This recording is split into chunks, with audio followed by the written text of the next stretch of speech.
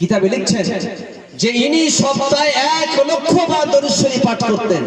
স্বপ্ন যোগে আল্লাহ পাকের রাসূলের সঙ্গে একবার সাক্ষাৎ হচ্ছে। ইয়া রাসূলুল্লাহ, সব ঠিকঠাক আছে। ইয়া রাসূলুল্লাহ, আপনার সিনায় কিসের আঘাত?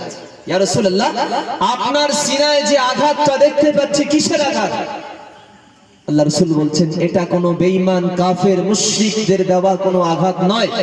আমার মুসলমান মুমিনরা আমাকে যে কষ্ট দিয়েছে, আমার মুসলমানরা মুমিনরা আমাকে যে তলোয়ার দিয়ে আঘাত করেছে, সেই তলোয়ারের আঘাত হচ্ছে এটা। ইয়া রাসূলুল্লাহ, মুসলমানরা কিভাবে আপনাকে আঘাত করে? ইয়া রাসূলুল্লাহ, মুমিনরা কিভাবে আপনাকে আঘাত করে? আল্লাহ পাক রাসূল বললেন, আমার কোন মুসলমান বান্দা যখন একটা সুন্নতকে ছেড়ে দেয়, আমার ইমানদার বান্দা যখন একটা সুন্নতকে ছেড়ে দেয়, আমি রাসূল আমার সিনায় একটা তলোয়ারের আঘাত আসে। বুঝতে পারছেন বাবাজি? ইয়া রাসূলুল্লাহ, আপনার উম্মতের ভিতর থেকে মুসলমান মুমিনরাই আপনাকে তলোয়ার দিয়ে আঘাত করেছে। আল্লাহ রাসূল বলছেন, হ্যাঁ, এটা আমার উম্মত সুন্নতকে ছেড়ে দেওয়ার কারণে আমার বুকে এই সিনার আঘাত, এই যে কালো দাগ দেখতে পাচ্ছ, আমার মুসলমানের দেওয়া আঘাত, মুমিনদের দেওয়া আঘাত। ফরজ ছেড়ে যাচ্ছে বাবাজি বলছেন, ফরজ ছেড়ে যাচ্ছে, সুন্নত দূরের কথা নাকি? হ্যাঁ, তো যাই হোক, মনে করুন আজকে আমরা এশার নামাজ সকলে পড়েছি। এশার নামাজ শেষ করার পরে সর্বপ্রথম সুন্নত কি আছে? সালাম ফিরিয়ে, মনে করুন ইমাম সাহেব সালাম ফিরিয়েছেন, ডান দিকে সালাম ফিরানো একটু জোরে, বাম দিকে একটু আস্তে। সালাম ফিরানোর পরে সর্বপ্রথম কাজ কি আছে বলুন একটু বাবাজি? সালাম ফেরানোর পরে সর্বপ্রথম সুন্নত কি আছে? একজন বলুন একটু। সকলে তো আমরা নামাজি নাকি, ৫ ওয়াক্ত নামাজ তো পড়ি। সালাম ফেরানোর পরে সর্বপ্রথম সুন্নত কি আছে? 3 বার আস্তাগফিরুল্লাহ পড়া, ইস্তিগফার পড়া। কেউ পড়তে পারেন আস্তাগফিরুল্লাহ, কেউ পড়তে পারেন আস্তাগফিরুল্লাহাল্লাযী লা ইলাহা ইল্লা হুয়াল হাইয়ুল কাইয়্যুম ওয়া আতুবু ইলাইহি। কেউ পড়তে পারেন আস্তাগফিরুল্লাহ রাব্বি মিন কুল্লি যামবি ওয়া আতুবু ইলাইহি। যা কিছু ইস্তিগফার পড়লেই হবে। 3 বার ইস্তিগফার পড়া সুন্নাত। ছেড়ে যাচ্ছে না? যাচ্ছে না? এই সুন্নাত ছেড়ে যাচ্ছে না? যাচ্ছে না? তাহলে একটা সুন্নাত ছেড়ে দেওয়ার কারণে আমার আপনার এই সুন্নাত ছাড়ার কারণে রাসূলের সিনায় কিন্তু আঘাত যাচ্ছে। আরে ফরজ ছাড়লে কি হবে? সুন্নাত ছাড়লে যদি রাসূলের সিনায় আঘাত যায়, ফরজ ছাড়লে কি হবে আমার বাবাজি?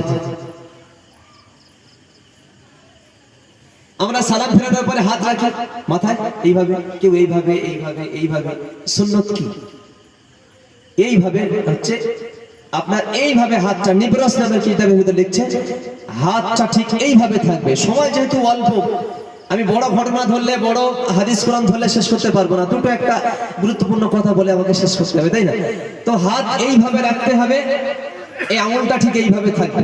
এটা হচ্ছে মাথায় হাত রাখার সুন্নত তরিকা।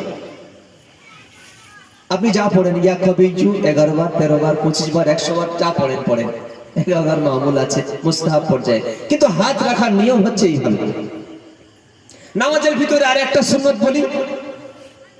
ইমাম সাহেব অনেক জায়গায়, হুজুর ঠিক আছে, অন্য বিভিন্ন জায়গায় দেখবেন ইমাম সাহেব বা যিনি নামাজ পড়াচ্ছেন, তাকবীর হয়, নামাজের ভিতরে তাকবীর দিতে হয় না। তাকবীর না দিলে নামাজ হয় না। প্রথম যে তাকবীরে তাহরিমা, এই তাহরিমা ছাড়া তো নামাজ হবে না। কারণ আপনি নামাজের ভিতরে গেলেন না, নামাজ আপনার শুরু হলো না। তাকবীর দিলেন মানে নামাজ শুরু, আর সালাম দিলেন মানে নামাজ শেষ, তাই তো? তাকবীর মানে নামাজ শুরু, সালাম মানে নামাজ শেষ। এর মাঝখানে যে তাকবীর গুলো আছে, কখনো সেটা সুন্নত, কখনো সেটা ওয়াজিব। ঈদের নামাজে তাকবীর গুলো ওয়াজিব, কুনুতের তাকবীর ওয়াজিব। বাকি তাকবীর এক অবস্থা থেকে অন্য অবস্থায় যাওয়ার জন্য, এটাকে আরবিতে বলা হয় তাকবীরে ইন্তিকালিয়া। তাকবীরে ইন্তিকালিয়া, এই তাকবীর গুলো কিন্তু সুন্নত। এক অবস্থা থেকে অন্য অবস্থায় যাওয়া, মনে করুন সিজদা থেকে আপনি উঠছেন, তাকবীর দিচ্ছেন না আল্লাহু আকবার বলে, এই তাকবীরটা কি? সুন্নত। ঠিক আছে। আবার রুকু থেকে সামি আল্লাহু লিমান হামিদা, তাসবিহ বলা হয়, এটা কি? সুন্নত। আবার রব্বানা লাকাল হামদ, ইমাম সাহেবের পিছনে নামাজ পড়ছেন, ইমাম সাহেব বলেছেন সামি আল্লাহু লিমান হামিদা, আপনি বলছেন রব্বানা লাকাল হামদ বা রব্বানা ওয়া লাকাল হামদ বা আল্লাহুম্মা রব্বানা ওয়া লাকাল হামদ, এটা আর বেশি ভালো। যাই হোক, তো এগুলোকে বলা হয় তাকবীরে ইন্তিকালিয়া। তো এর ভিতরে সুন্নত কি আছে জানেন? এর ভিতরে সুন্নত হচ্ছে এইটা। আমি এই জন্য শুরুতে বলেছি, আপনি জীবনে যে ওয়াজটা শোনেননি সেই ওয়াজটা আমি বলবো, ভিটামিন ওয়াজ করব না। এই জন্য এটাই ধরেছি আমি। এর ভিতরে সুন্নত নিয়ম কি আছে? যেহেতু নামাজ হচ্ছে আপনার মূল ইবাদত, কিয়ামতের দিন সর্বপ্রথম আপনার প্রশ্ন করা হবে, আউয়ালু মা ইউহাসাবু আলাইহিল আবদু মিন আমালিহি আস-সালাহ, অন্য হাদিসে সালাতুহু। কিয়ামতের দিন সর্বপ্রথম আমল সম্পর্কে প্রশ্ন করা হলে সেটা নামাজ দিয়ে শুরু করা হবে। তো আপনার নামাজ, আপনার নামাজ যদি ঠিকঠাক না হয় সব বেকার, সবকিছু বেকার। যাই হোক, তো এই যে তাকবীর গুলো দিই আমরা, এই তাকবীরের ভিতরে সুন্নত কি আছে? এর ভিতরে সুন্নত হচ্ছে আপনি এক অবস্থা থেকে যাওয়ার জন্য অন্য অবস্থায় যাচ্ছেন, রুকু থেকে দাঁড়াচ্ছেন বা দাঁড়িয়ে থেকে সেজদায় যাচ্ছেন, আপনি যত সময় যাচ্ছেন তত সময় তাকবীর কিন্তু চালু থাকবে। এর মানে এই নয় যে আপনি দাঁড়িয়ে রয়েছেন কিয়াম অবস্থায় আল্লাহু আকবার বলে দিয়েছেন কিন্তু আপনার যাওয়া এখনো শেষ হয়নি, সুন্নতের খেলাফ। আপনি আল্লাহু আকবার বলে দিয়েছেন কিন্তু এখনো পর্যন্ত সিজদায় যাননি, এরকম হয়।